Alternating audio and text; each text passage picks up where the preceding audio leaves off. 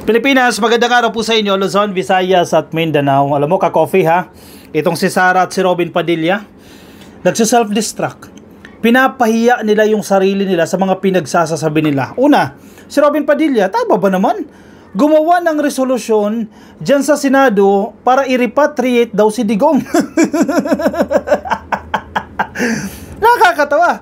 Paano mo i-repatriate si Digong? Isa pa siya sa biktima ng kaguluhan dyan sa Iran at Israel.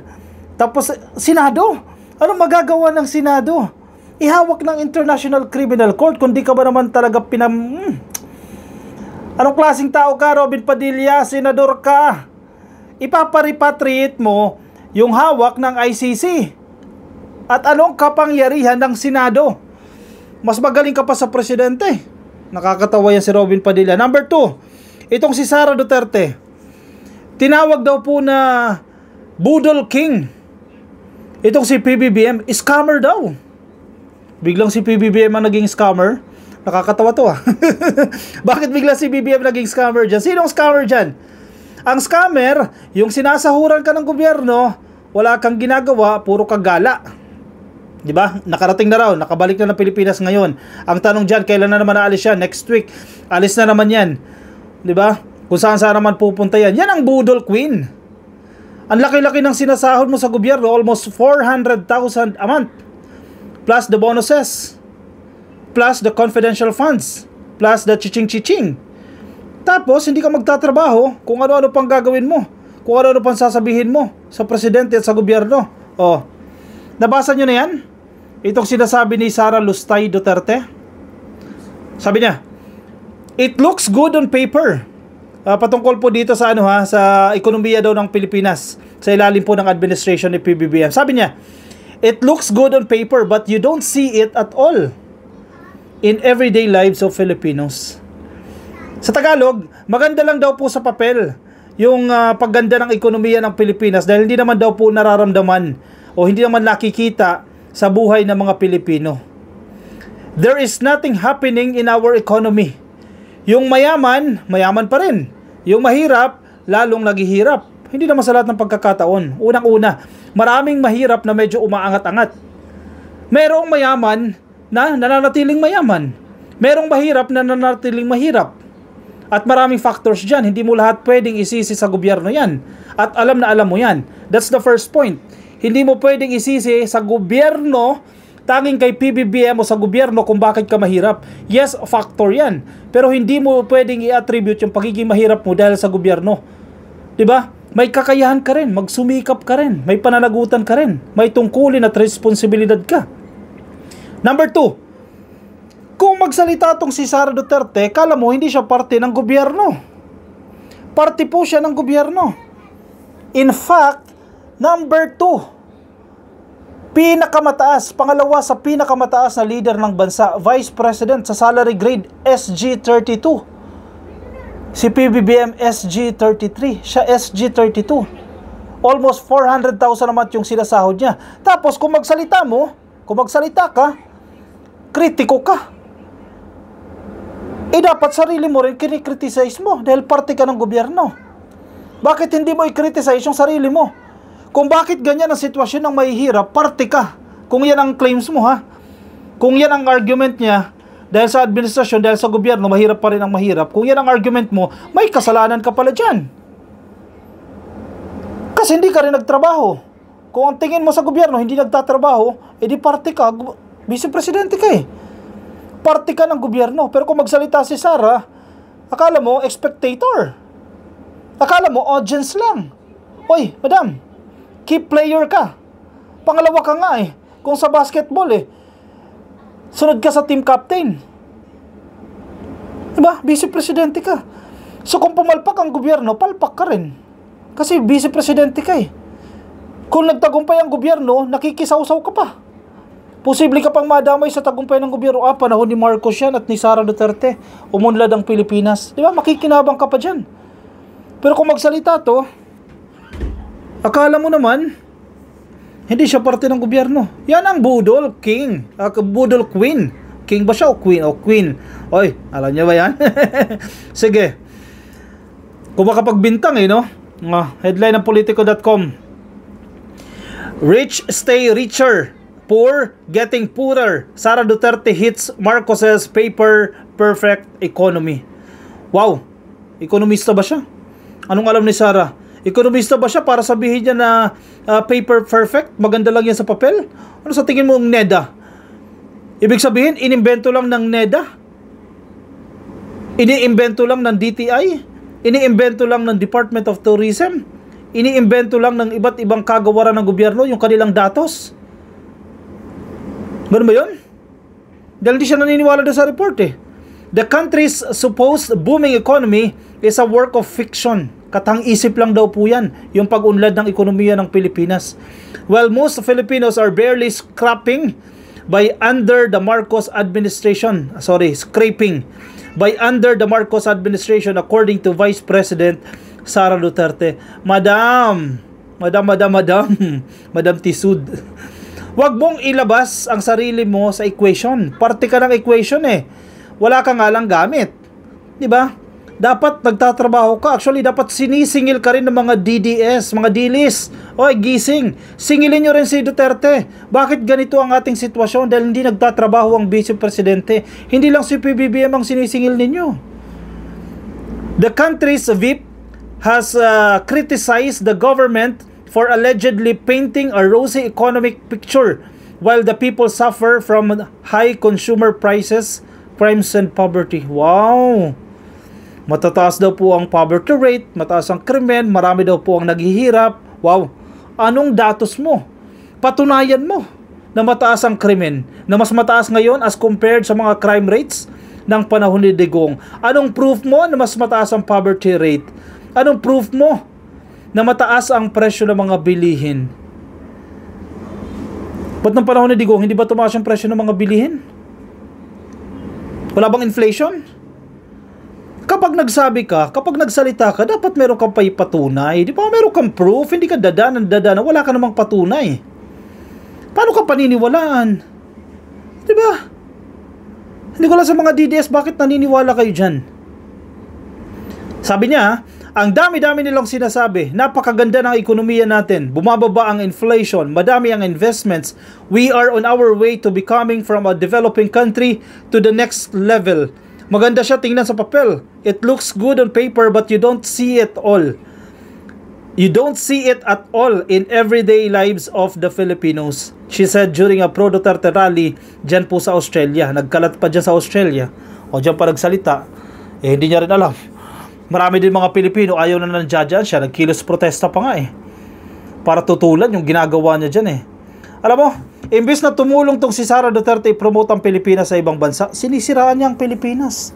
Hindi siya nakatutulong. Kaya anong ambag niya sa Pilipinas? Sana, nandiyan ka sa Australia, hikayatin mo yung mga Australian. Makapag-meeting ka sa mga businessman dyan, mga businesswoman. O pasok kayo dito sa Pilipinas, mamuhunan kayo. Ganun dapat.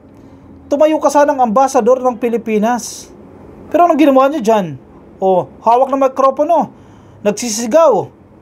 Siniraan ng Pilipinas. Tama ba yun?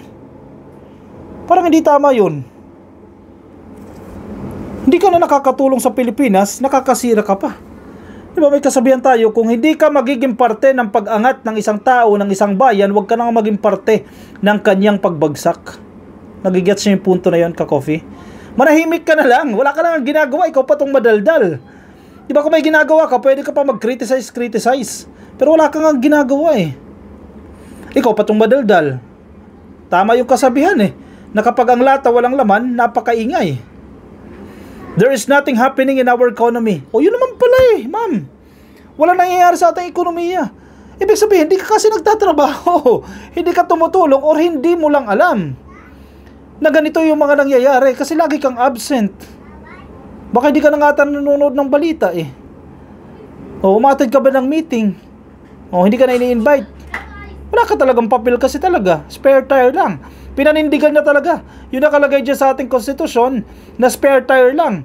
Ang vice presidente, once mamatay ang presidente, incapacitated or mag-resign, napapalit ang vice presidente. Yun lang talaga. Wala na siyang ginawa. May budget pa naman siya. Pero wala na siyang ginawa. Tapos kung makakriticize pa, there is nothing happening in our economy. Yung mayaman, mayaman pa rin. Yung mahirap, lalong naghihirap. The poor is getting poorer, sabi niya. When poverty becomes widespread, Duterte cautioned that crimes including scams naturally follow. She urged Filipinos, particularly those earning in dollars like OFWs, to stay vigilant. Dapat. Tama yung sabi niya sa mga OFW, maging maingat. Kasi pinipirahan nila Roque. Oh, yung mga taga-Europa, ingat-ingat kayo. Tama yung sinasabi ni Sara, maging vigilante kayo. Yung kinikita nyong dolyares. Oh, ipadala nyo na lang sa kamag-anak nyo sa Pilipinas o ipasok nyo na lang sa bank account ninyo. Huwag na kayong umattend dyan sa meet and greet ni Harry Roque at ni Maharlika na magbabayad ka pa. Ano sila? Santo ba sila? Para makita lang sila. Magbabayad ka pa. Buti kung mura, mahigit 2,000 ibabayad mo, 2,000 pesos. Mahigit 2,000 pesos or 2,500 pa nga eh. Para lang makita si Maharlika at si Roque. Tama itong sinasabi ni Sara. Maging vigilante kayo sa pera nyo. Huwag nyong ibigay dyan sa mga yan. Pagkakapirahan pa kayo.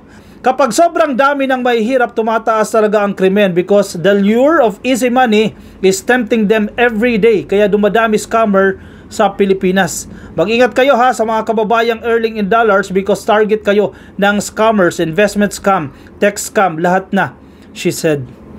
Yan, ganyan dapat. Mas maganda pa itong sinabi mo.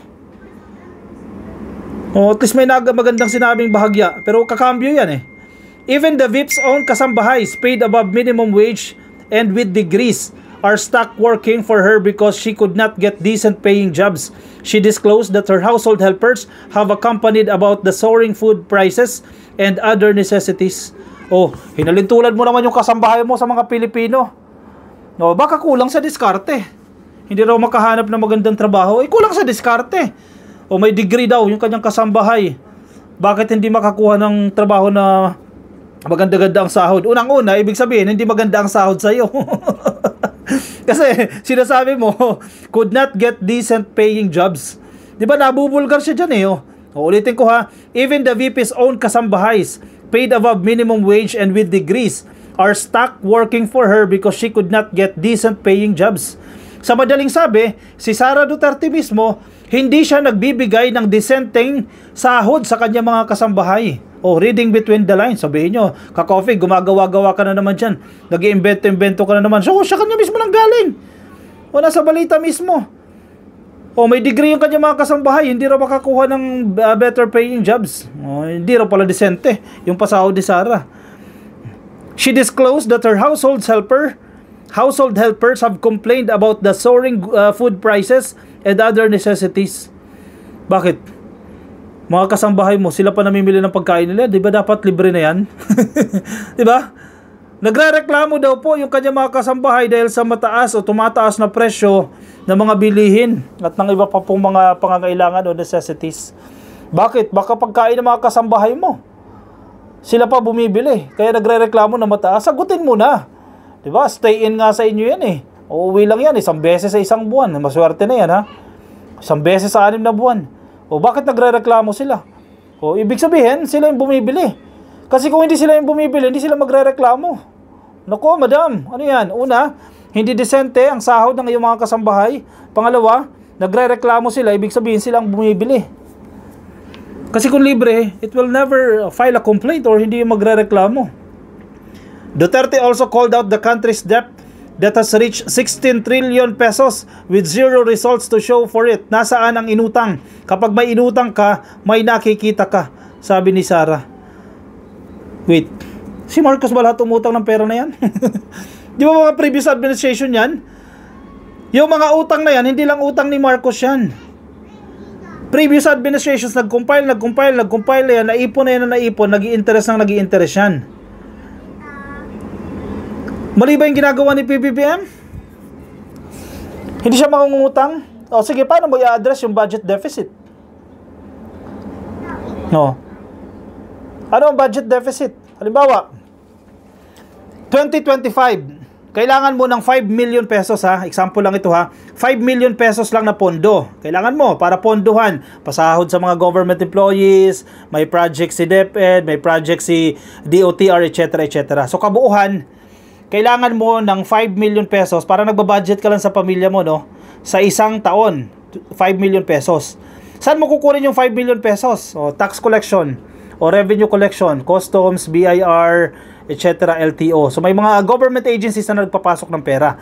Sumahin mo yan, pag sama-samahin mo yan, 4 million pesos lang makukolekta mo sa isang taon, di ba? 4 million pesos lang makukolekta mo. Projected yan ha, kasi wala pa namang actual yan. Projection lang yan. So, kailangan mo ng 5 million. Ang papasok sa'yo sa 2025 ay 4 million lang. Ibig sabihin, kulang ka ng 1 million. Ang tawag natin dyan, budget deficit. Hindi pwedeng, hindi mo hanapan ng pagkukunan ng pondo itong 1 milyon or babawasan mo yung pondo ng ibang government agencies para hindi ka mangutang. So usually ang ginagawa ng gobyerno, nangungutang. Sa budget hearing, halimbawa, si DepEd, ganito dapat ang budget. Talagang pigang-piga na. Lahat yan, nakikipagdebate, lahat ng government agencies nakikipagdebate, pinaglalaban nila yung kailangan nilang budget. So pigang-piga na. Kung ikaw, head of the family, saan mo kukunin yan? Kailangan, lahat yan may pangangailangan. Iuutang mo yan. Yung winaldas ni Sara Duterte ng mga confidential funds, kung hindi na winaldas yan, hindi na bawasan sana yung utang. Kasi babalik yan sa kaban ng bayan.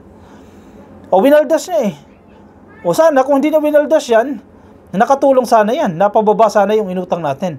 As if naman, na lahat ng inuutang natin, si PBBM ang umutang dyan at wala raw siya nakikita. Kasi ma'am, hindi ka tumitingin Hindi ka nagpa-participate sa governance. Hindi ka tumutulong. Paano mo malalaman na may ginagawa? Wala kang alam, wala kang pakialam. Kaya lagi sinasabi mo, bulag ka sa katotohanan, walang ginagawa. Sa dinami-rami ng ginagawa ni PBBM, kaliwat kanan, umaalis yan. Groundbreaking ng ganitong ospital, groundbreaking ng ganitong dam, groundbreaking ng ganitong facilities, napakarami niyan. Napakarami. Tas bulag ka, hindi mo lang nakikita yan. Anong problema kay Sara? Mas marami pa nga siguro tayong alam dyan sa accomplishments ng gobyerno, na dapat siya nakakaalam dahil parte siya ng gobyerno. Nakakatawa. Hoy, wake up, DDS. Mga diles dyan, gising-gising kayo. Anyari sa inyo? Yung idol nyo. Sige, anyari sa idol nyo? Ito pa, isa nyo pang idol. Si Robin Padilla. Nakakatawa. Ginagawa niyang katatawaran ng kanyang sarili. Robin Padilla to Marcos government. Wow. Kapal na mukha, nag-uutos Repatriate Rodi Duterte, let Philippine handle drug war probe. Drug war probe, investigation po sa drug war. Senator Robin Padilla announced on Tuesday that he would refile. Talaga naman hindi pa siya nakontento doon na-reject na nga ng Senado yan, magre-refile pa raw siya. Sir, ano yan? Eng-eng lang? Na-reject na, magre-refile pa rin daw siya ng resolution urging the Philippine government to repatriate former President Rodrigo Duterte from the International Criminal Court dyan po sa The Hague. Na-reject na ng Senado, magpa-file na lang daw ulit siya. Tapos same document, without new argument. Naku po, reject na naman yan. Padilla's resolution, set to be refiled on June 30 at the opening of the 20th Congress, argues that the Philippines should handle any investigation or prosecutions itself, asserting national sovereignty and the country's functional justice system.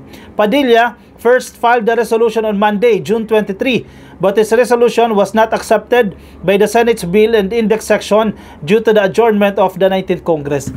Isa pa yan. Sorry, kati ng ulo ko. Kay Robin Padilla. Sir, di mo ba alam? Naka-adjourn kayo. Naka-adjourn. Wala kayong pasok. Wala kayong pasok. Para kang estudyante na holiday, pupunta ka na eskwelahan, magpapasa ka sa teacher mo. Sinong tatanggap ng ipapasa mo? Yung teacher mo, holiday. Boy, gising, holiday. Robin Padilla, sir. Wala bang staff to si Robin Padilla? Wala ba tong abogado? Wala bang nag-a-advise sa kanya, sir? Naka-adjourn ang session. Bakit nagfa-file? Ay, sus! Maria Joseph. Pasensya na, yan, tumulo tuloy. Ano yun? Magfa-file ka ng resolution, naka-adjourn kayo. Hindi mo ba alam na naka-adjourn kayo? Magre-refile na lang din. Ewan ko, huwag na natin ito ituloy na. Mas stress ka lang dito kay Robin Padilla. Sakit sa ulo ni Robin. Tapos, anong kapangyarihan ng Senado i-repatriate si Digong? Biktima ba yan ng kaguluhan? OFW ba yan? Sabagay, preso sa abroad niya lang. OFW ba yan? I-repatriate yan. Ganun lang kadali yun. Utusan ni PBBM mga ICC. Huy, ICC, pre-trial chamber 1. Pakawalan nyo nga si Diggs. Pasundo ko dyan, ha? Ganon. Ganon lang. Nasa kustodiya nila. Basta-basta nila pakakawalan. Bahala na kayo dyan. Anyway, tapusin na nga natin to. May stress tayo dito kay Robin Padilla. I-komento, baka may mga opinion kayo, mga reaksyon, lagay dyan sa comment section, nababasa po yan para mabasa rin ang ating mga ka-coffee. Mga nasa YouTube, baka di pa kayo nakasubscribe sa ating channel, pasuyin na lang ha, please like na subscribe, TikTok, follow na po kayo sa ating TikTok account, subscribe na po kayo, ka-coffee, search lang ka-coffee, Facebook, subscribe na rin po kayo, dumarami na po tayo sa Facebook. Magkita-kita tayo sa ating susunod na episodes, ka-coffee. Maraming salamat po sa mga sumama. Ingat po kayo, nasaan man po kayong panig ng daigdig. Bye-bye.